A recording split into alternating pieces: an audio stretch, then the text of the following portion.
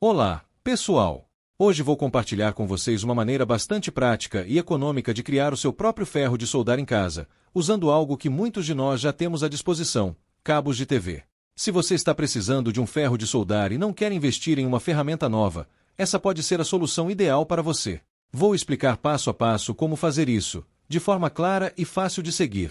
Antes de começarmos, é importante entender um pouco sobre o ferro de soldar e por que ele é uma ferramenta tão útil.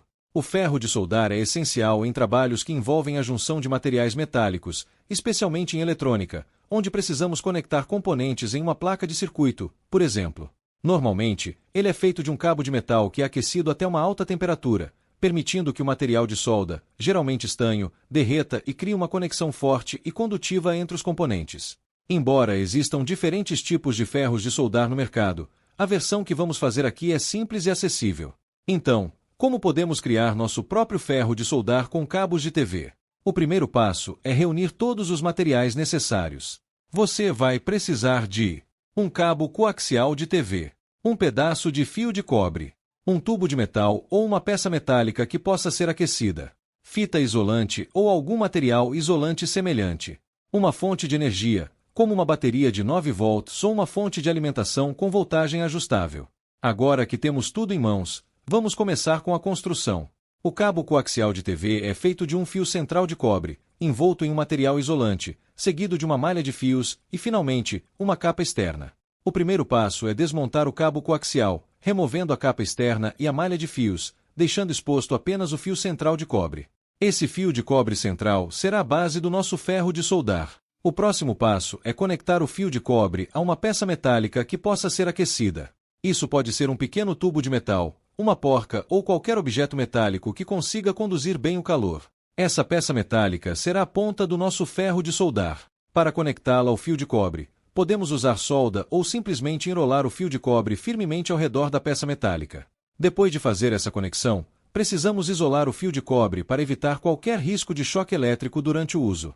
Para isso, envolvemos toda a estrutura com fita isolante, deixando apenas a ponta metálica exposta. É importante garantir que a fita esteja bem ajustada e que não haja partes do fio de cobre expostas, exceto pela ponta de metal que será usada para soldar. Agora, vamos conectar o nosso ferro de soldar improvisado a uma fonte de energia. A opção mais simples é usar uma bateria de 9 volts, conectando o fio de cobre a um dos terminais da bateria. No entanto, para um controle mais preciso da temperatura, você pode utilizar uma fonte de alimentação ajustável, que permitirá regular a quantidade de corrente e, consequentemente, o calor gerado na ponta do ferro de soldar. Uma vez conectado à fonte de energia, a corrente elétrica passará pelo fio de cobre, aquecendo a ponta metálica. Esse aquecimento é o que permitirá que o ferro de soldar derreta o material de solda, como o estanho, para fazer conexões elétricas. Vale ressaltar que, como esse é um dispositivo improvisado, ele não terá a mesma durabilidade ou eficiência de um ferro de soldar comercial, mas em situações emergenciais pode ser extremamente útil. Finalmente, é sempre importante lembrar de tomar medidas de segurança ao usar seu ferro de soldar caseiro. Nunca toque na ponta metálica enquanto estiver quente e evite deixá-la em contato com superfícies inflamáveis. Além disso, quando terminar de usar, sempre desconecte o ferro de soldar da fonte de energia para evitar acidentes. E aí está! Com esses passos simples, você pode criar seu próprio ferro de soldar em casa, utilizando materiais que já tem à disposição. Essa é uma solução econômica e engenhosa para situações em que você precisa de um ferro de soldar rapidamente e não tem acesso a um modelo comercial.